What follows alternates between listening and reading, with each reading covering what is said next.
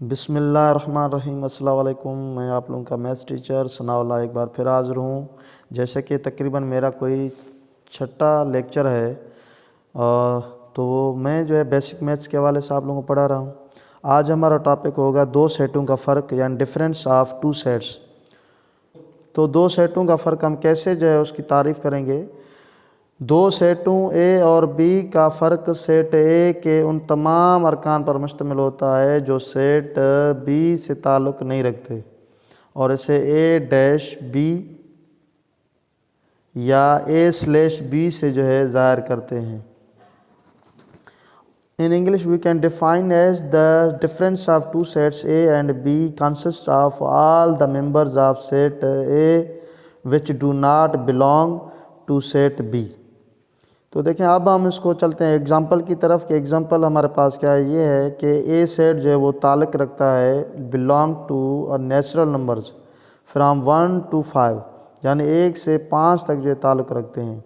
Set B भी natural number ही है लेकिन वो कहाँ से कहाँ तक है कि 3 से लेकर 7 तक जो है नेचुरल नंबर। अब सॉल्यूशन में हम जब लिखेंगे तो सॉल्यूशन के बाद हमारे पास क्या आएगा, सेट ए ये आएगा और सेट बी को हम ऐसे एज इट इज़ लिखेंगे यहाँ पर।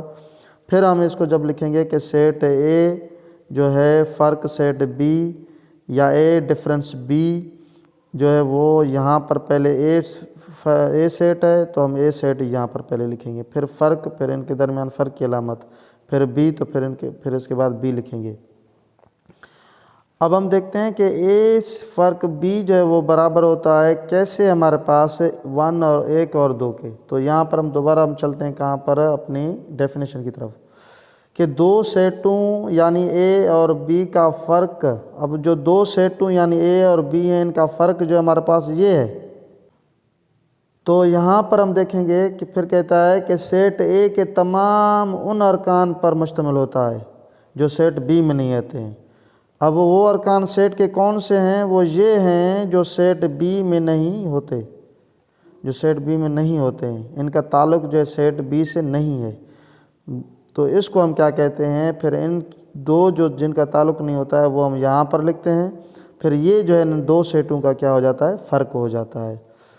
तो इसी तरह अगर आप, मैं एक और मिसाल जो वो लिखता हूँ यहाँ पर शॉर्ट में कि अगर फ़र्ज़ करें कि ए सेट हमारे पास है वो है ए बी सी और ये डी, और यहाँ पर मैंने लिखा बी बराबर है फिर डी ई एफ जी। अब यहाँ पर देखें अगर मैं इसका फ़र्क निकालना चाहूँ यानी डिफरेंस निकालना चाहूँ तो कैसे इसका डिफरेंस होगा, टू सेट्स का डिफरेंस, कि यहाँ पर हम देखेंगे कि यहाँ पर हम देखेंगे सेट ए के कौन से मेंबर हैं जिनका ताल्लुक़ सेट बी से नहीं है। तो ज़ाहिर सी बात है डी के बाद जो है वो डी के बाद यानी डी इधर भी है इधर भी है तो इनका ताल्लुक़ जो है वो सेट बी से नहीं है। तो हम लिखेंगे यहाँ पर ए बी सी। तो ये है हमारे पास से दो सेटों का डिफरेंस जो है ये होता है, या दो सेटों का फ़र्क।